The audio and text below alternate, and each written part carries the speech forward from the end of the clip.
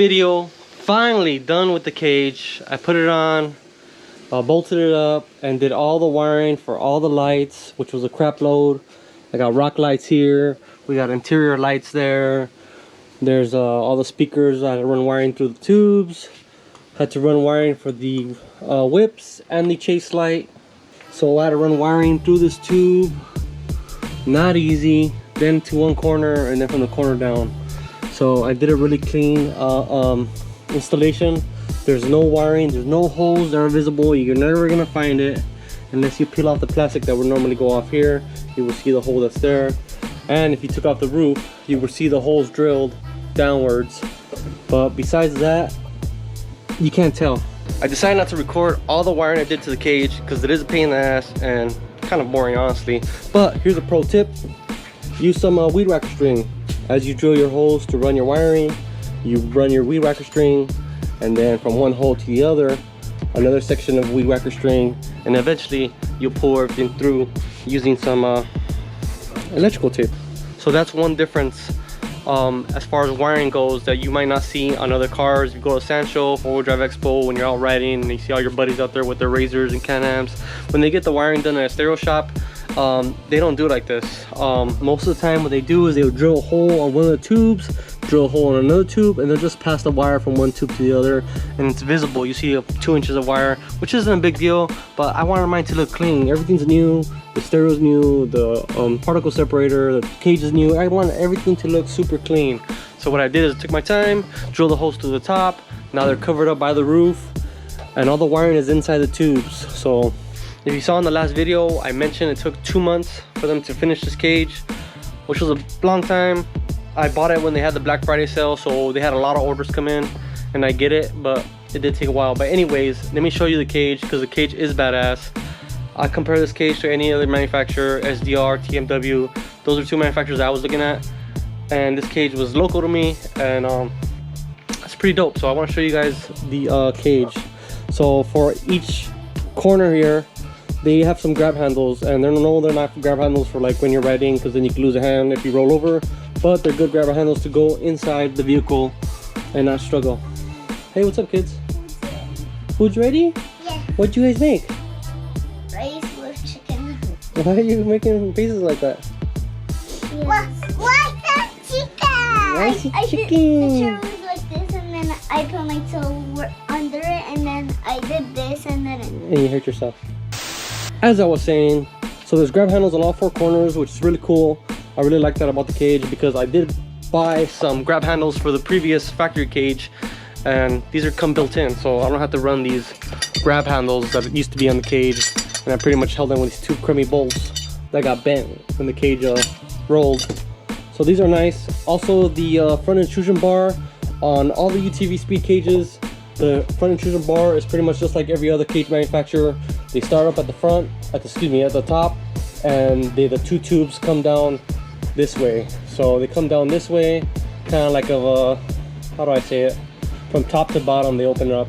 So this, I had them do it opposite, and then I had them kind of spread out the bottom here and spread it higher, or spread it wider at the top. A lot more similar to the X3 factory Can-Am cage, intrusion bar that I used to have on it. So I wanted kind of the same look, and it was not exact, but I really do like how it came out. I'm really happy with it, so shout out to Utvspeed for that. They really hooked it up with that. Also, I gave them my front light bar for them to mount tabs to, and they did mount some tabs, and they look awesome. They're not too high, they're right where I wanted them. So another thing they did for me there. The rear has its own intrusion bar. The tubes run this way. I do like how they run. It does cover up some of the speakers and stuff, but I mean, it's not a big deal. It looks pretty awesome. And then I also gave them my chase light. This is a chase light made by X-Bright. This chase light, there's just two tabs for it and 2 screws, so it was real easy. They just weld these small little tabs on here, and you know, pretty much easy bolt-on situation there. Also, the whip tabs, they did bolt on here. I like how they kind of gusset them going down. They don't just run on a tab, they can easily bend.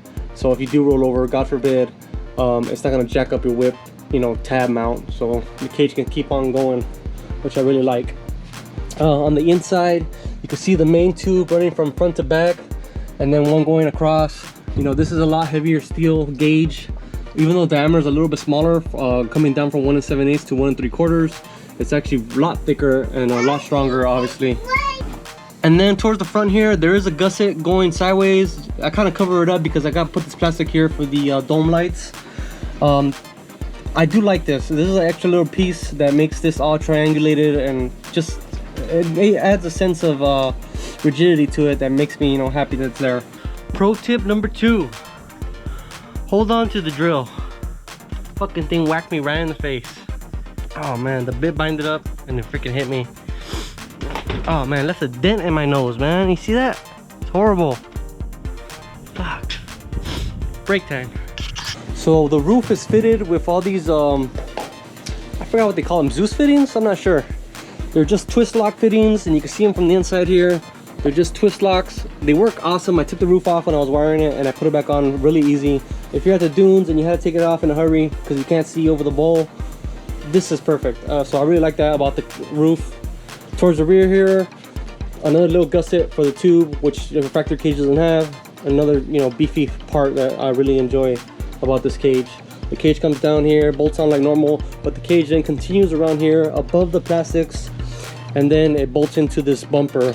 So this rear bumper ties in to your rear radius rods. I used to have the ZRP rear radius plate that goes here, but since this is built in, I'm no longer gonna need it. I'm gonna probably put that for sale and offer up, and then, you know, ZRP rods fit up perfectly to this. The rear bumper looks awesome. I like how it just, you know, snugly follows everything. I like how it doesn't come across here, so I can still run a cooler or some ice chest or some bags there without, you know, stuff being in the way. It kind of just holds stuff from coming out. It's a really awesome cage. There's similar designs out there. I know SDR makes something similar, but this one is, you know, just as good, and the price was great. So that's pretty much it as far as the cage build and how it's made. I think it's awesome. I think the way they built it is perfect. Time-wise, took forever. I get that, and it is what it is, but I got the cage now. It's all installed, and I'm ready. I'm ready to slap on the plastics. I got the doors here, TMW, so I can't wait to put those on and get this thing rolling because I'm itching. So I'm trying to go to Tierra del Sol, or TDS, out in Ocotillo Well soon, and that'll be towards the end of February. I'd like to get out there, see what happens. Also, let me show you guys the lights and all that. I know I showed you guys last time the switches and all that. If you haven't seen that video, go ahead, check it out. These are all the switches, but I'm gonna show them all in action now. So those are the dome lights there. There's 1, 2, and 3 for each side, and then you turn those off, and then the rock lights are 1, 2, and then there's one in each corner, but they're not mounted or anything. They're just kind of floating in there for now. And then the whips go here. I got power and ground, already tested it, and there's my chase light, which I think looks great with the blue, the red, the orange. So everything's wired up. The speakers sound great. I'll probably do that for another video. I got some plans for that and for the toy hauler, because since we got the same type of speakers, I want to see if I can get them to play music at the same time, which would be really cool. You know, try and do a little campfire party theme going on at nighttime. And then the mirror, one last thing I wanted to talk about was the mirror. They included a mirror with their frame. It mounts in 2 different sections here. It looks good, I like it. The only thing is you can't really adjust it left to right unless you kind of maybe hollow out these holes maybe. I haven't explored that yet, but I might in the future if it bugs me, because from where I'm sitting, it needs to be adjusted that way a little bit. So not a big deal, but it's an awesome mirror. It's, you know, like nice and long. It's not like I can see anymore. I mean, all that stuff's back there, but still nice to see kind of the sides there. You can kind of see the side. Same with that side. So there's a cage. Now my front windscreen fits really tightly. I don't know if I'm gonna use it or not, but it is possible to fit. But there it is, guys. Can-Am X3 Utvspeed cage. I got all my accessories wired up, and I think it's looking great. So hopefully I'll get the plastics on soon, and we'll go out to the desert soon enough. Hit some trails, man, because this thing is itching and I am itching. So thanks for watching. I'm gonna go catch some dinner, and see you guys next time. Peace out.